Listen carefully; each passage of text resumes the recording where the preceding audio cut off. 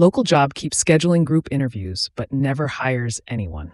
You won't believe this story. A few years back, I interviewed with a local HVAC company that was started by a woman who grew the business pretty quickly in 3 years. When I arrived for my interview, I walked into a room that had 7 other people sitting at a large round table who all confirmed they were also interviewing for the business manager position. Weird.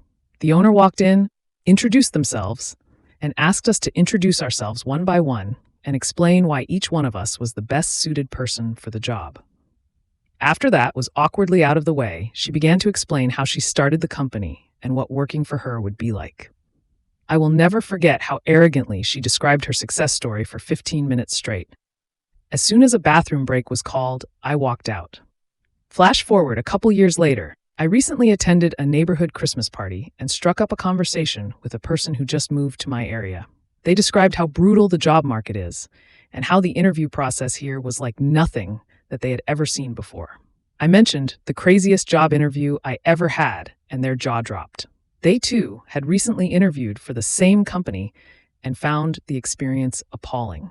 Afterwards, I went back and looked at archived postings on LinkedIn and Indeed and noticed they post every 6 months with a job title that varies in description, but is essentially the same. The kicker is, I anonymously contacted them to see if their most recent position was filled. I still had the email of the person who had scheduled my interview.